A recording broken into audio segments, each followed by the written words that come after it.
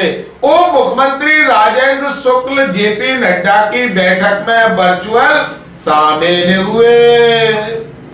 मध्य प्रदेश के उप मुख्यमंत्री राजेंद्र शुक्ला सोमवार को अपने अल्प प्रवास पर ग्वालियर आए। इस दौरान उन्होंने एलिफेंटियासिस हाथी पैर बीमारी को लेकर केंद्रीय स्वास्थ्य मंत्री जेपी नड्डा द्वारा आयोजित अधिकारियों की बैठक में शामिल हुए। बैठक के बाद राजेंद्र शुक्ला ने मीडिया से चर्चा में कहा है कि एलिफेंटियासिस हाथी पैर बीमारी देश के 111 जिलों में फैली हुई है।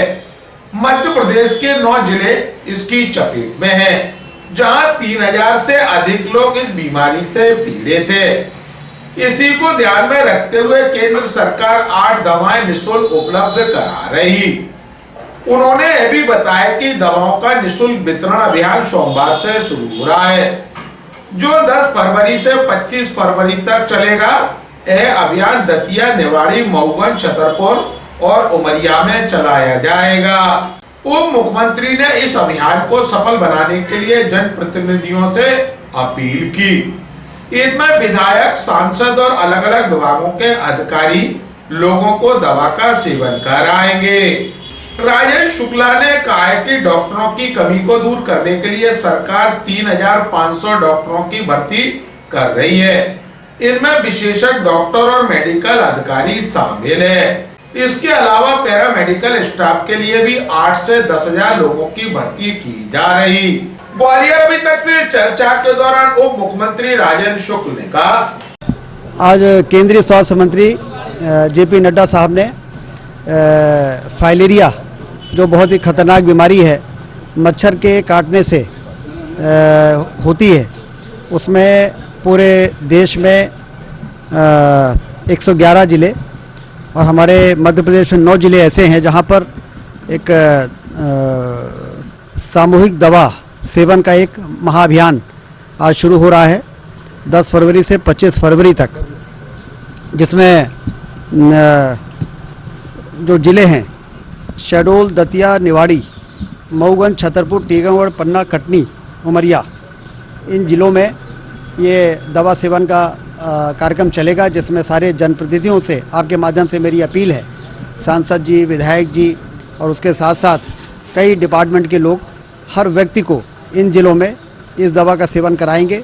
3 से लेके और 8 प्रकार की ऐसी दवाएं हैं जो भारत सरकार ने उपलब्ध करा दी हैं, और इससे जो हाथी पाँव हो जाता है और हाइड्रोसिल की बीमारी, हमारे मध्य प्रदेश के इन 9 जिलों में 3000 के करीब हाथी पाँव वाले मरीज हैं और 1100 के करीब हाइड्रोसिल वाले मरीज हैं। जब ये बीमारी हो जाती है तो जीवन बड़ा दर्दनाक और कष्टप्रद हो जाता है।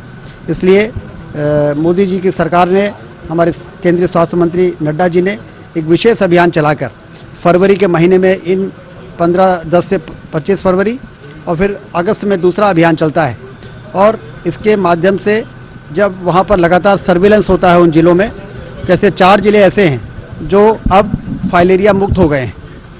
वो 4 जिले हैं सागर, सतना, छिंदवाड़ा और दमोह।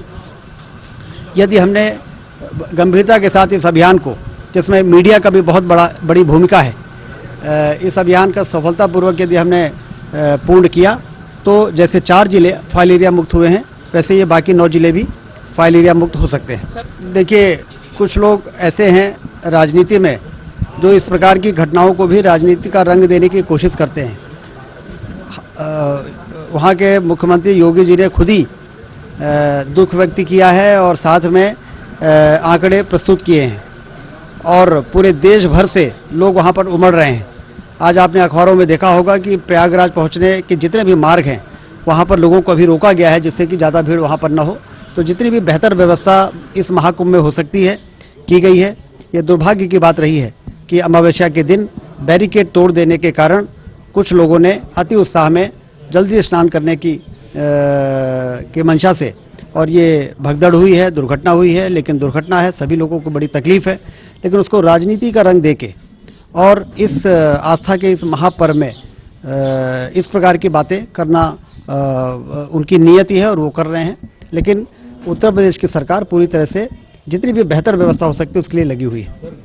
इन कमियों को दूर करने के लिए 3500 डॉक्टरों की हम भर्ती कर रहे हैं। उसमें विशेषज्ञ भी हैं, मेडिकल ऑफिसर भी हैं, पैरामेडिकल के जो स्टाफ हैं उनको भी करीब 8 से 10 हज़ार लोगों की भर्ती हम कर रहे हैं। आउटसोर्स में भी 20,000 एक्स्ट्रा मैन पावर देने के लिए स्वास्थ्य केंद्रों में आदेश जारी हो गए हैं। इन कमियों को दूर करके और स्वास्थ्य के क्षेत्र में एक आदर्श पैरामीटर हम प्राप्त कर सके, इसके लिए सरकार